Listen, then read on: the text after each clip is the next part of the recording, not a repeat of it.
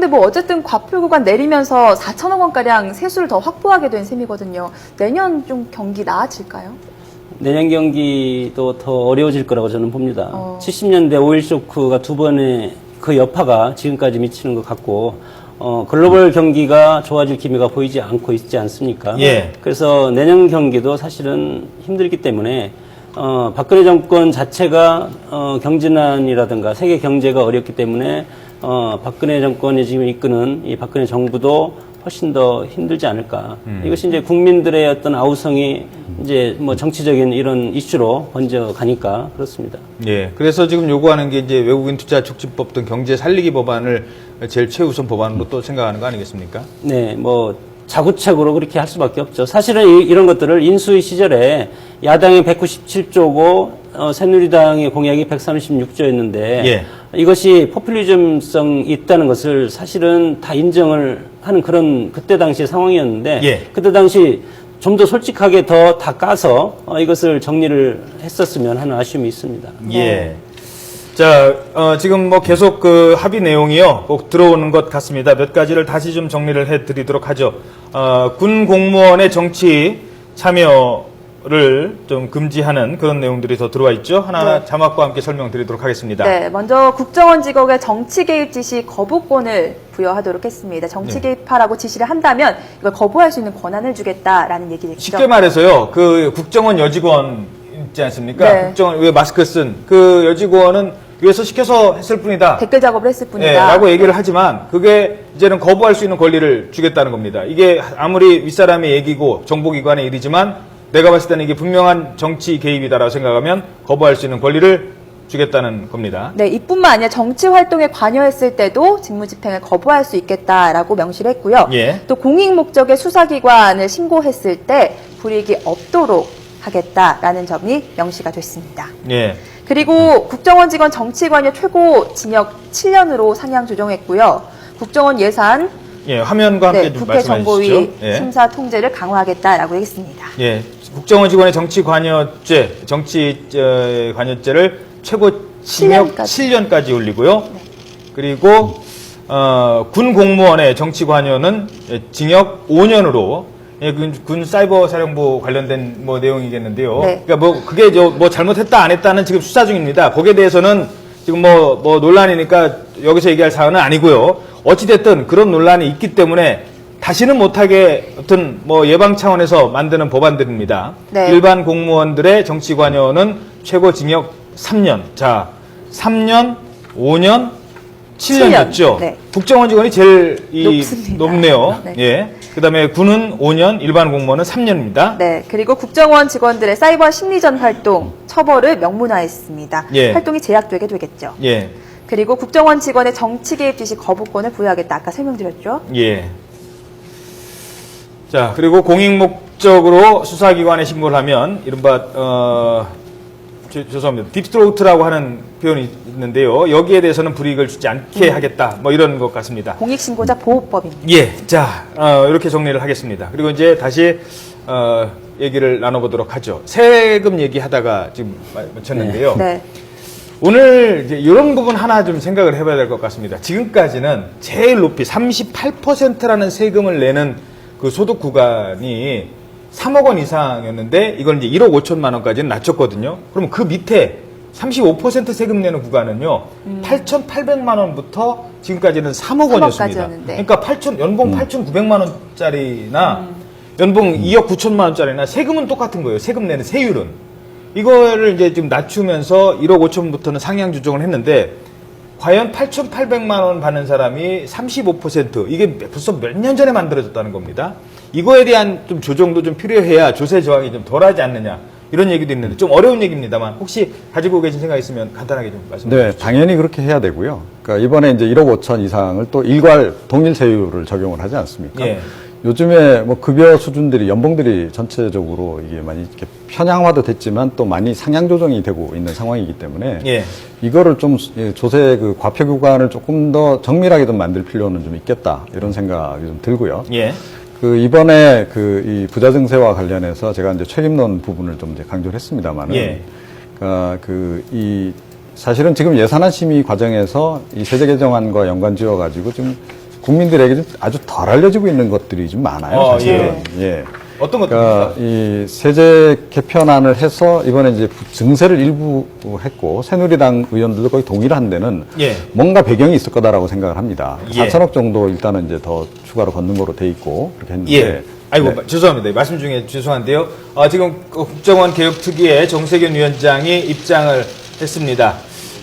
남재준 원장, 그다음에 지금 다 많은 사람들이 다 와 있네요. 관련 부처 지금 장관들은 다 지금 네. 참가를 했습니다. 지금 출석을 해 있는 상황입니다.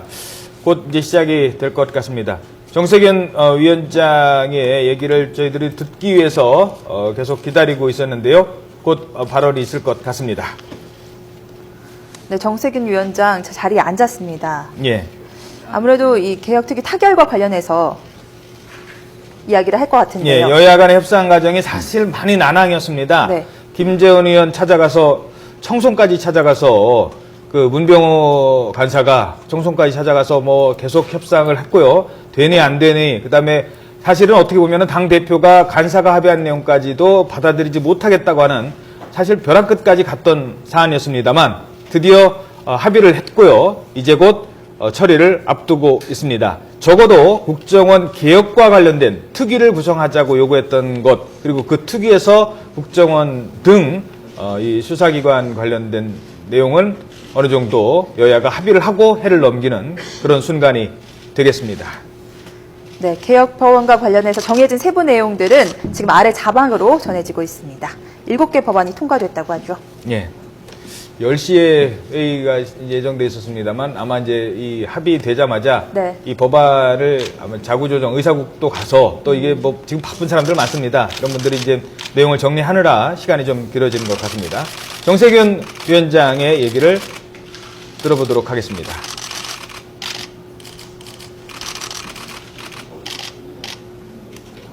좀 뜸을 길게 예. 들이시는 것 같아요. 예, 아마 저기 그 의원들이요. 지금 화면을 지금 정세균 위원장만 보여드리고 있어서 그런데요. 여야 간사라든가 다른 의원들도 아마 그 착석을 하고 출석을 좀 하는 걸 기다리는 것 같기도 합니다. 네. 화면을 좀 넓게 보여주시는데요. 일단 보십시오. 저쪽에 지금 의원들이 다 안 와 있어요. 네, 그래서 아직 곧 자리가 많이 시작하기가 어려울 것 같습니다. 저희들이 좀 보여드리고 싶었는데 방송 시간 관계상 발언 내용까지는 저희들이 다 못 보여드릴 수도 있을 것 같은데요. 일단 상황을 좀 더 지켜보도록 하죠. 네, 그렇게 되면 이제 개혁 법안 세부 내용 한번 정리를 해보도록 하겠습니다. 예, 잠시만요. 네. 지금 이 순간을 좀 먼저 설명을 드리고 세부적인 내용을 설명드려야 될 것 같습니다. 어찌 보면 지난 1년간 여야가 가열차게 싸워왔던 그런 내용을 정리하는 순간이기도 하기 때문에 저희들이 계속 지금 뒤에 있는 광고 시간도 지금 생략을 했습니다. 계속 이 상황 전해드리도록 하겠습니다. 여야가 국정원의 정치 개입 의혹을 두고 그동안 진상조사 특위 지난 여름 얼마나 많이 싸웠습니까? 그리고 야당은 장외투쟁까지 감행을 했고요. 그래서 특위를 놓고 여야가 싸워왔고 결국 특위는 수용을 했습니다. 여야가 국정원 개혁 특위를 만들어서 국정원 개혁을 위한 몇 가지 방안을 그동안 고심 끝에 마련을 했습니다. 그중에 가장 큰 거는 이제 국정원 직원이 자기 마음대로 남의 회사 못 들어간다는 겁니다. 네, IO라고 하죠. 예. 국정원 정보관이 이 정부 기관이나 언론사의 상시 출입이 가능했었는데 이제는 금지되는 조항이 명문화됐습니다. 예. 관련 법규에 명시가 된 거죠. 그렇죠. 그 다음에 국정원 심리전단, 이른바 이제 사이버 관련 활동을 하는 분들도 물론 여기에 대해서는 논란이 많습니다. 대북 관련된 것들은 많이 해야겠죠. 하지만 본인이 봤을 때 명백하게 이거는 정치 개입이다라고 생각하면 그 부하는 하급자는 상급자의 명령에 불복할 수 있는 권리를 준다. 이런 것들. 그리고 만약에 본인이 이게 정치 개입인지 알고도 활동을 했다면 처벌을 두는 거를 법으로 아예 못 박았습니다. 명문화 시켰습니다. 이 분야에 대해서는 여야 간의 협상이 계속 있었습니다만 막판에 새누리당이 민주당의 요구를 받아들인 것으로 평가를 받고 있습니다. 네, 뿐만 아니라 이 국정원 직원이나 군 공무원 또 우리 일반 공무원들에 대해서도 정치 개입할 수 없도록 예. 명문화를 했습니다. 예.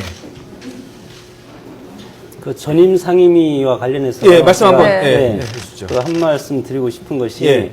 지금 이 전임 상임위를 하면 과거에는 정보위는 중진들이 대거 왔습니다. 그런데 요즘 이제 전임 상임위가 되면 상설되지 않습니까? 네. 그러면 하나만 해야 되는 거죠. 예, 그러면 가장 인기 없는, 왜냐하면 보고할 게 별로 없을 겁니다, 앞으로 보면. 그러면 초재선들이 와서 하되, 초재선들은 또 어떤 문제가 있냐면, 자신들의 이름을 알려야 되니까, 예. 정보 까기, 경쟁. 아. 이런 큰 부작용이 있을 수도 있습니다. 그래서, 물론 이것이 이제 뭐 합의를 하면 시행이 되지만, 그런 부작용이 있다는 것도, 정치권에서, 미리 알고, 대처를 해야 되지 않을까.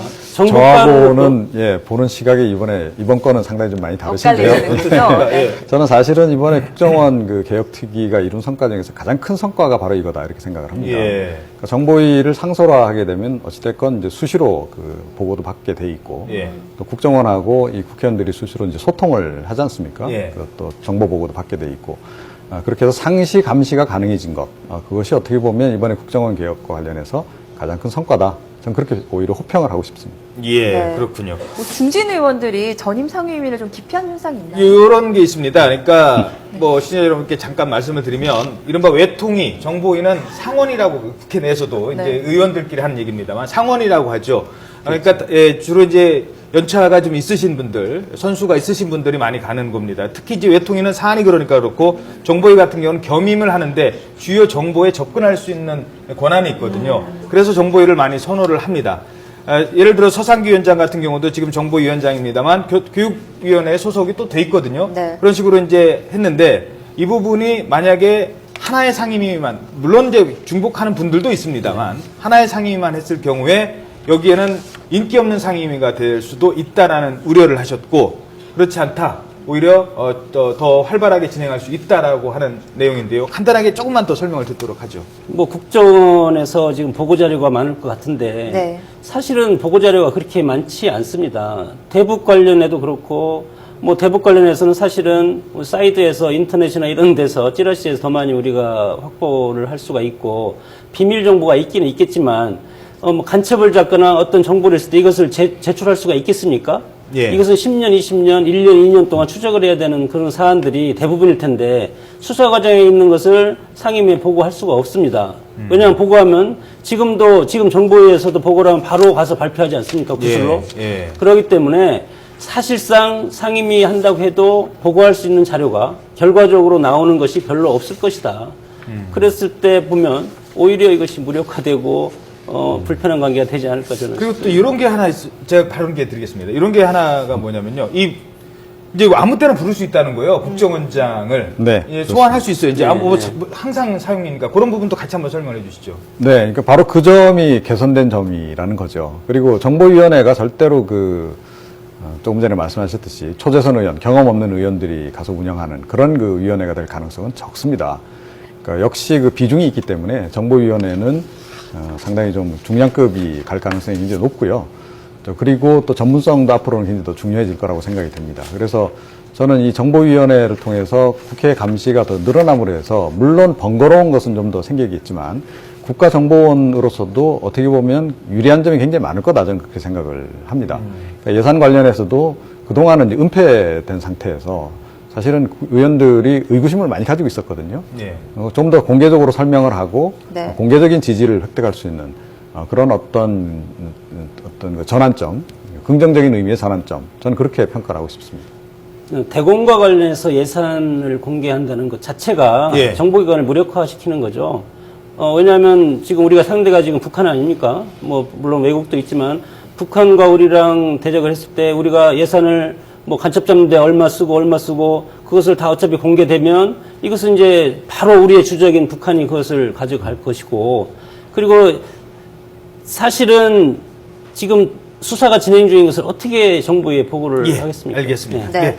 더 듣고 싶은데요. 지금 아마 더 이게 바로 이제 이게 의결이 될 줄 알았는데 네. 지금 이게 지금 국정원 개혁 특위도 있습니다. 본회의도 하고 있잖아요. 그러니까 의원들이 네. 본회의장에 지금 있는 분들이 있어서 이쪽에 지금 다 못 오시는 것 같습니다. 성원이 좀 덜 차서 기다리고 있는 것 같아서 네. 저희들도 여기까지만 일단 듣도록 하겠습니다. 네.